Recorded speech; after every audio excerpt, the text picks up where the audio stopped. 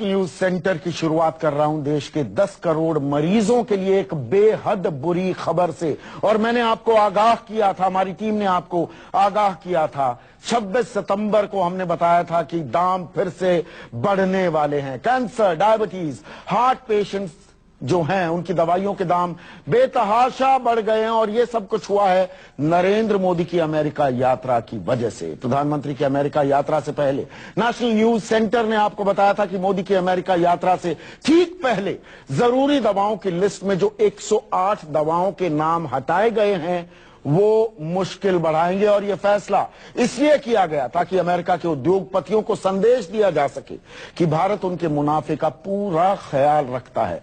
अभी शायद हमारी ये बात आपको याद ना आ रही होगी, शायद थोड़ा कम समझ में आ रही होगी, पर यह रिपोर्ट देखिए, पूरा मामला शीशे की तरह साफ हो जाएगा। नरेंद्र मोदी की अमेरिका यात्रा के दौरान 29 तारीख को आपने अपने अपने टीवी सेट पर ये तस्वीरें जरूर देखी होंगी। मोदी जी अमेरिका के बड़ी कंपनियों के सीईओ के साथ नाश्ता कर रहे हैं।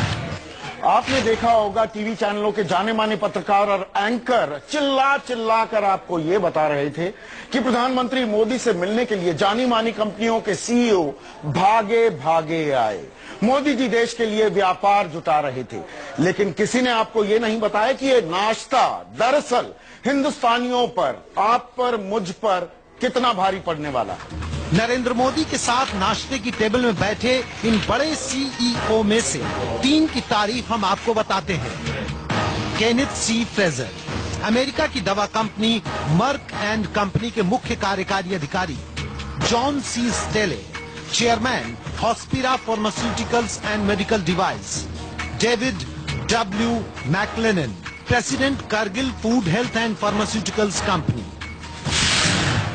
आप कहेंगे अरे भाई कौन सा गुनाह हो गया, देश के प्रधानमंत्री मोदी देश के लिए दिन रात एक कर रहे हैं और आपको चैन नहीं। अब थोड़ा धीरज रखिए और इस नाश्ते की टेबल पर जो सीईओज बैठे हैं उनकी कंपनियां कौन सी दवाई बनाती हैं उस पर गौर कीजिए। और गौर कीजिए इस बात पर कि यात्रा से पहले इन दवाइयों के दाम क्या थे और यात्रा के बाद अब दाम क्या हो गए हैं। लेकिन उससे पहले इसी खबर का एक और पहलू देखिए। अगर हम कैंसर की बात करें, ब्लड प्रेशर की बात करें, कोलेस्ट्रॉल की बात करें, डायबिटीज, टीबी, इन सब का इलाज करने वाली जो दवाइयां हैं। 26 सितंबर की रात को हमने आपको नेशनल न्यूज सेंटर में खबर दिखाई थी कि दवाई के दाम तय करने वाली संस्था राष्ट्रीय औषधि मूल्य निर्धारण प्राधिकरण NPPA ने 108 दवाइयों को आवश्यक दवाइयों की सूची से निकाल दिया है। नतीजा, बेहद घातक बीमारियों की बेहद जरूरी दवाइयां महंगी हो जाएंगी। इन जरूरी दवाइयों के दाम अब सरकार तय नहीं करेगी, बल्कि दवा कंपनी अपनी मर्जी और मुनाफे के आधार पर तय करने लगी। अब इस असर को समझने के लिए देखिए ये ग्राफिक्स। कैंसर की दवा गैफ्टिनेट जो पहले 5,900 की थी अब 11,500 की हो गई है। कैंसर की ही दवा ग्लेविक पहले 8,500 की थी, वो अब 1,08,000 रुपए की हो गई है। इसी तरह ब्लड प्रेशर की दवाई कार्डिक 5 mg पहले 92 रुपए की थी, अब 128 रुपए की हो गई है। प्लेविक्स पहले 147 की थी, अब 1,615 रुपए की हो गई है। एंटीबायोटिक मॉक्सिसिप 400 पहले 250 की थी, अब 399 रुपए की हो गई है। टेरिबिड 200 पहले 34 रुपए की थी, अब 173 रुपए की हो गई है। कोलेस्ट्रॉल के इलाज में इस्तेमाल होने वाली दवाई एस्ट्रोवॉस पहले 62 रुपए की थी, अब 97 रुपए की हो गई है। अब आपको समझाते हैं कि मोदी की अमेरिका यात्रा से पहले और यात्रा के बाद दवाइयों की कीमत में अंतर और दवा कंपनियों के सीईओ के साथ उनके नाश्ते का रिश्ता क्या है। केनेथ सी फ्रेजर की मर्क एंड कंपनी कैंसर की दवाई बनाती है और ये भारत में आर्बिट्रक्स नाम से कैंसर की दवाई बेचती है। जॉन सी स्टेले की company Hospira Pharmaceuticals and Medical Device Bharat की कंपनी कैडिला हेल्थ केयर के साथ मिलकर काम करती है। ये कंपनी भी कैंसर की दवाई साइट्रोटॉक्सिक बनाती है।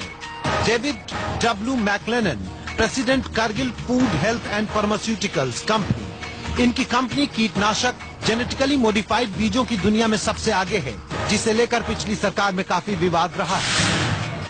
अब तस्वीर साफ हो गई होगी कि नाश्ते की टेबल पर मोदी जी ने दवा की कंपनियों को क्या संदेश दिया और भारत में निवेश के लिए उचित माहौल की क्या तस्वीर दिखाई होगी। ये भी बात आपको समझ में आ गई होगी कि खबर वो नहीं होती जो तस्वीरों में दिखती है, खबर वो है जो हम आपको बताते हैं तस्वीरों के नीचे से निकालकर।